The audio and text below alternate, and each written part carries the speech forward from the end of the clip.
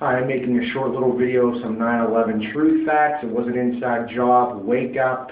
Stop watching your television. It's garbage. Let's get to the facts.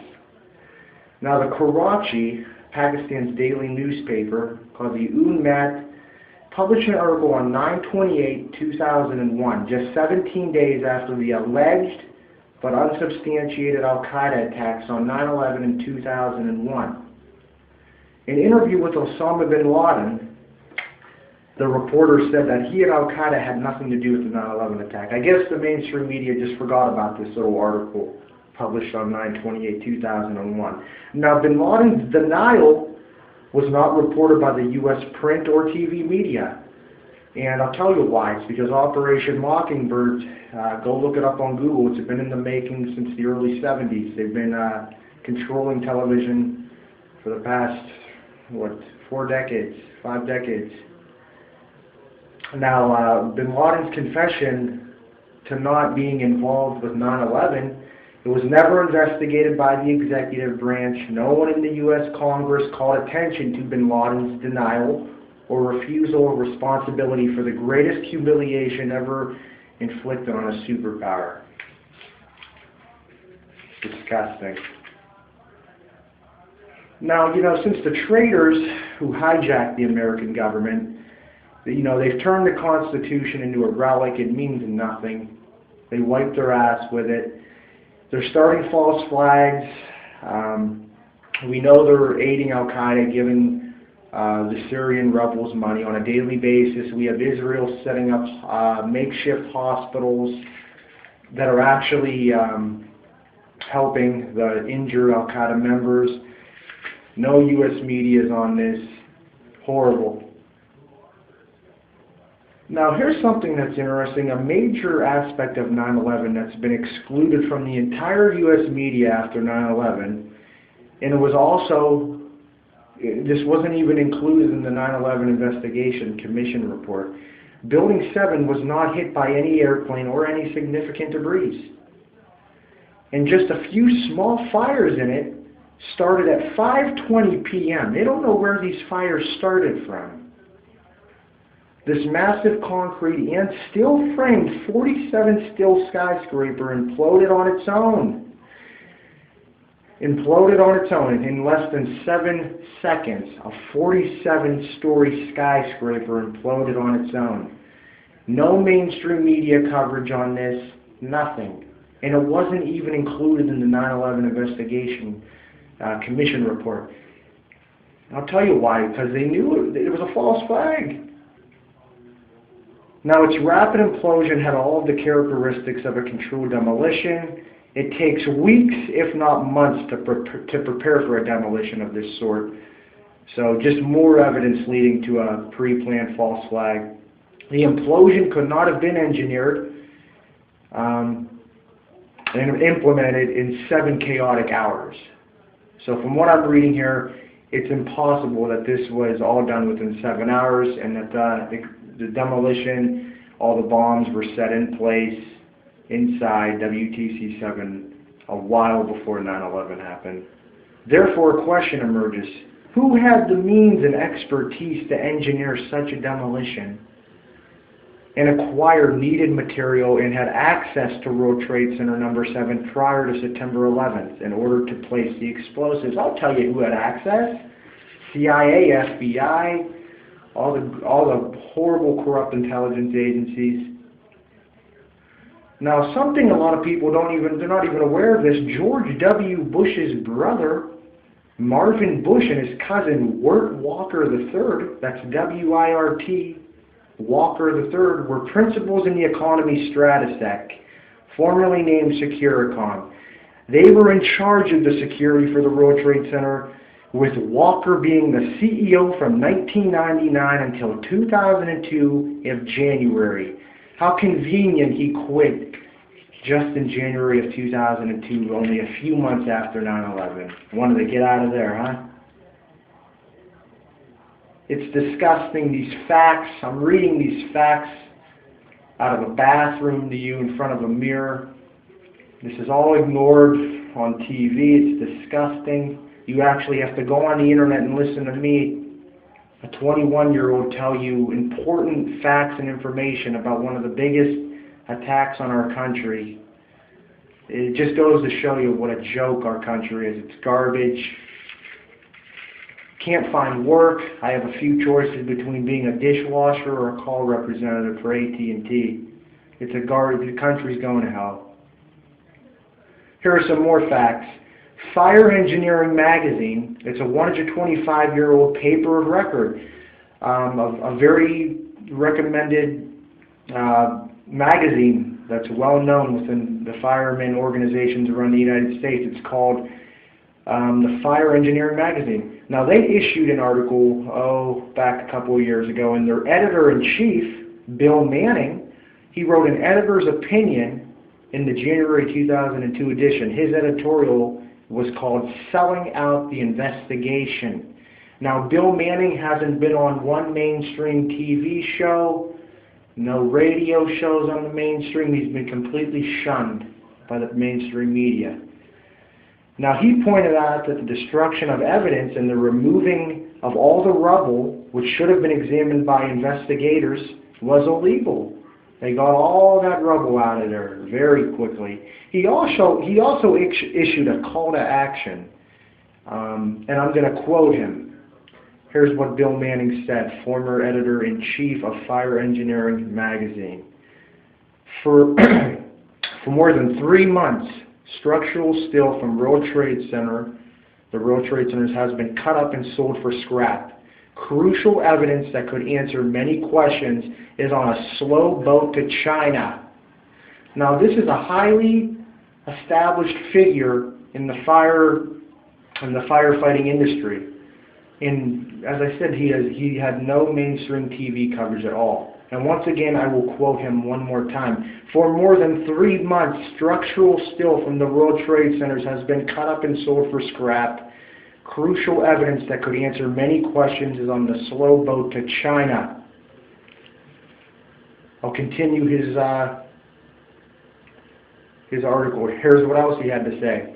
I have combed through our National Standard for Fire Investigation, NFPA. NFPA 921 clearly states in their National Standard for Fire Investigation, but nowhere in it does one find an exemption allowing the destruction of evidence for building over 10 stories tall. So basically what he's saying here is that they got all of the rubble, all the steel, everything from the World Trade Centers, they shipped it on a boat to China, and they destroyed a lot of the evidence. And according to NFPA 921 of the National Standard for Fire Investigation, nowhere in it does one find an exemption allowing the destruction of evidence for buildings over 10 stories tall.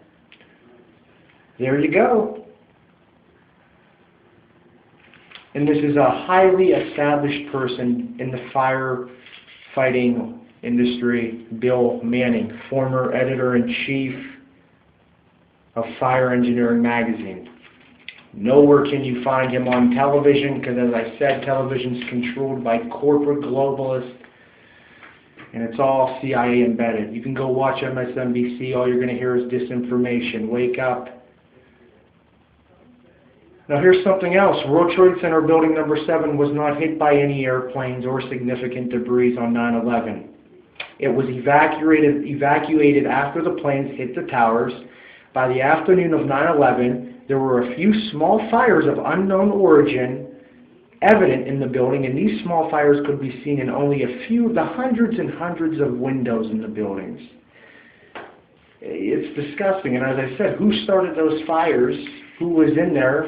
Who set all that up months before 9/11 to destroy World Trade Center Building Number 7? So many questions. Now, here's something that's important. The World Trade Center Building Number 7, on its 23rd floor, housed an emergency command center for the city of New York that Mayor Rudolph Giuliani, another New World Order puppet, just a little bitch. Now, in 1990, they built for Mayor Rudolph Giuliani something called the Emergency Command Center for the city of New York. They built that in there, and that was on the 23rd floor of WTC 7. Mayor Giuliani did not go to this command center on 9/11 that morning. Take in mind that this 23rd floor was in clear view of the Twin Towers, a perfect floor and place to view what was going on. He wasn't there. Instead, he went to a makeshift street-level headquarters named at 75th Barclay Street. That's where Mayor Rudolph went. Wonder why? Because he knew. He knew. He's a little puppet. These aren't all politicians. You have to get it through your head. They're oligarchs. Oligarchs for the foreign bankers. All right, here we go. Now, as I said, why did the government recycle the still from the largest and most mysterious engineering failure in world history? And why has the media remained silent? As I said, and I'll keep saying it, the media is bought and sold. Now, World Trade Center Building Number 7 was one of the largest in downtown Manhattan. It was 47 stories tall, about half the height of the towers. And it took up an entire city block.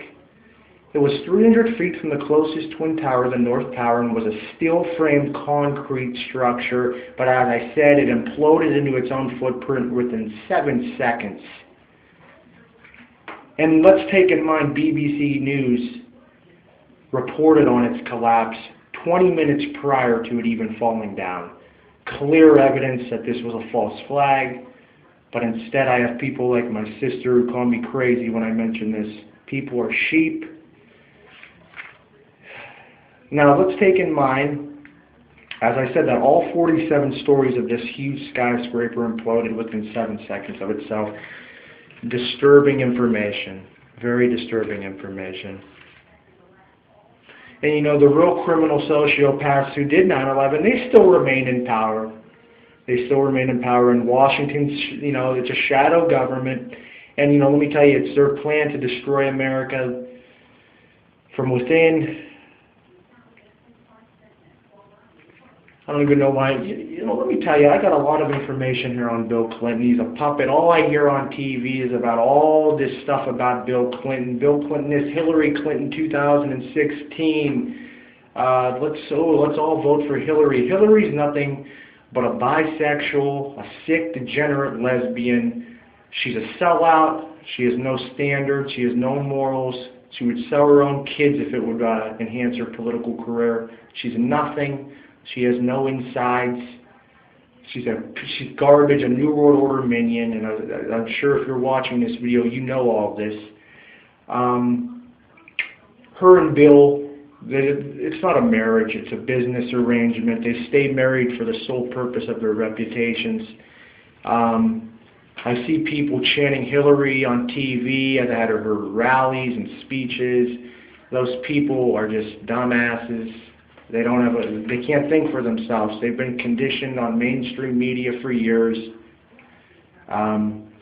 You know, those are people you see going to see movies like White House Down and 0 Dark 30 chugging down their Pepsi with the aborted fetus cells in the Pepsi. They're the kind of kids, you know, the kind of people you see sitting in front of their TV watching Dancing with the Stars. They don't research, look into the facts on anything. If you don't mind, I'm just going to go into a few of the murders that stem back to Hillary and Bill Clinton. So many people have died connected to Bill Clinton. I got 4 pages worth of information on Bill Clinton, connecting him to all kinds of murders. If you think Monica Lewinsky is the only sexual-related assault connected to Bill Clinton, you're wrong. He's harassed and has raped many women. Many of them have been murdered because of overhearing sensitive information stemming to his perverse behaviors.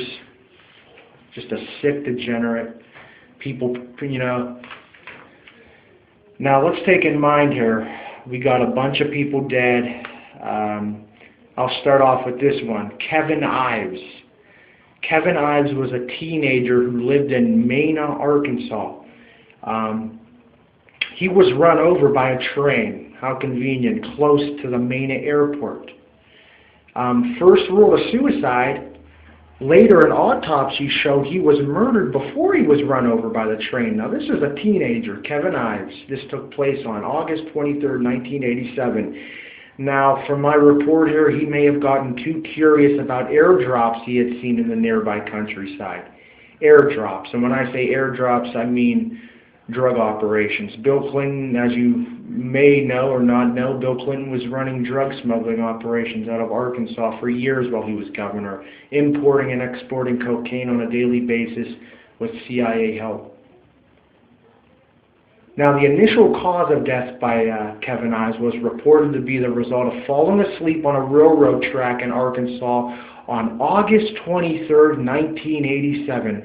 Now, as I said, the official death report for Kevin Ives states that this young boy, who probably had tons of energy, was found dead, ran over by a train as a result of falling asleep on a railroad track in Arkansas on August 23rd, 1987.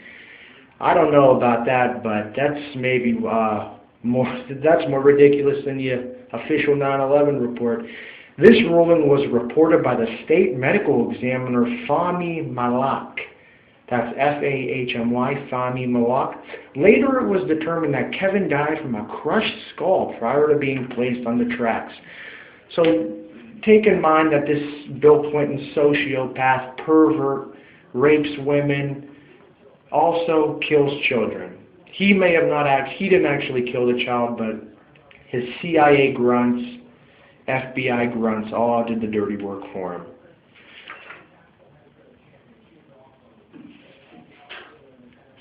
I'll make this short. I'm going to make a whole new video about Bill Clinton tomorrow. Don't really want to go into too much of this tonight. I got one more here for you. Don Henry. Don Henry, also a good friend of Kevin Ives, the young teenager I just told you about who was found with a crushed skull on a railroad track, was also run over by the train on the same night. Don Henry, his death was initially ruled a suicide too, but a later autopsy showed he was also murdered before he was run over by the train. Don had been stabbed in the back. Rumors abound that he and Ives stumbled upon a main drug operation. And now this all stems back to what I was just telling you about. Bill Clinton was he had drug operations go on in Arkansas when he was governor. And how convenient. The CIA, they were running cocaine in and out of Arkansas because they knew their boy Bill Clinton wouldn't say a word about it. Oh, and this is a famous case in Arkansas. A lot of the people that live around there, you can ask them about it. This was a famous case that, well, not in the mainstream sense, but in the alternative news category. It never made mainstream, the Ives Henry case. But go on Google, get more information on it. All you have to do is Google Ives Henry case, Bill Clinton. That's IVESHENRY, Ives Henry case. Tons of witnesses connected to the Ives Henry case. The two teenagers found dead for witnessing the operation going on at Mena, Arkansas airport. Tons of witnesses also died connected to seeing these young men being murdered before they were said to have committed suicide. Keith Coney, an individual who claimed to have information about the deaths of Ives Henry. That's Kevin Ives and Don Henry. Once again, Keith Coney, an individual who claimed to have information about the deaths of Ives Henry, was fleeing an attacker on his motorcycle when he slammed into the back of a truck. Police ruled it a traffic fatality. And I'll try to clarify this to make it easier for you. The two teenagers who had their skulls crushed in for witnessing drug operations condoned by Bill Clinton in Mena, Arkansas, tons of witnesses that knew these two boys were killed by government officials. Tons of the witnesses were murdered. Just as I told you, Keith Coney, an individual who claimed to have information about the deaths of Ives and Henry, was fleeing an attacker on his motorcycle when he slammed into the back of a truck. Police ruled it a traffic fatality. It's disgusting how much corruption there is. I could read you this shit all day. I could go name after name of people connected to Bill Clinton who have just been murdered. The guy's a sick degenerate. I can't stand looking at him. Now, one of the more famous people that have been connected to Bill Clinton that died, that they claim was a suicide, is Vince Foster. A former partner in the Rose Law Firm and White House aide was found dead in Fort Marcy Park. It was ruled a suicide, as usual, but this conclusion does not square with the testimony from the man who found the body, nor does it square with much of the forensic evidence. At the very least, the forensic evidence shows that Foster was killed somewhere else and then moved to the park. At the most, the evidence shows that he could not have killed himself, but was killed by someone else. We can see that not even Bill's longtime friend and Hillary's longtime lover was immune from the wake of death following these two. Now, take in mind, Vince Foster had a relationship with the Clintons for years. They were good friends. But he was sick of the corruption. He was sick of hiding their dirty work, and he was going to come out on some stuff. So what do? They kill him, and they ruled a suicide. It's disgusting. Take in mind that there have been numerous Clinton bodyguards, guys, the bodyguards that have guarded Clinton during his tenure as presidency and just as a citizen have died. The list of dead bodyguards, White House bodyguards connected to Clinton, oh my, I got so many I could read you here. Steve Willis, Robert Williams, Conway LeBleu, Todd McKean, all were killed execution style by gunfire in the Waco, Texas assault on the Branch Davidians. So those names I just named you, Robert Williams, Conway LeBleu, Todd McKean, these men, also including Steve Willis, were Clinton bodyguards, and they were all killed execution style by gunfire in the Waco, Texas assault on the Branch Davidians. Now, a private doctor examined all four victims, discovering that these men died from nearly identical wounds to the left temple, typically fired by Branch Davidians. This incident is the most serious in modern American history, for it demonstrates the terrible slide this government has made in dealing boldly and fearlessly with its enemies. In fact, the entire Branch Davidian disaster may have been a cover for murdering these four bodyguards. If Clinton can be this bold, how the future looks for us, it looks pretty dim. That they just, just as with the drone strikes and how they just want to take out people with these drones now. 4 Americans have been linked to drone attacks. They've been dead, including Anwar al-Awlaki, because his father was part of a magazine that issued Al-Qaeda-related articles. But they targeted his son as well, and he's dead, Anwar al-Awlaki, a 16-year-old American citizen, but Obama can still go play golf with Obama and enjoy the amenities of the puppet rule. So far this video is going on 23 minutes. I'm going to let you go. I'll make a few more videos tomorrow. And please, if you want to have more information on Bill Clinton, the real information, go on Google, search Bill Clinton murder list. You'll get tons of websites that explain to you all these murders. You know what, before I go, let me just get into one more. This one really gets me. Here we go. Now, Kathy Ferguson, she's the ex-wife of Arkansas State Trooper Danny Ferguson. She was found dead with a gunshot wound to the head. Her name was Kathy Ferguson, and this happened on November in 1994. I'm not sure the exact date in November, but this happened in Sherwood, Arkansas. The right-handed Ferguson supposedly shot herself behind the left ear.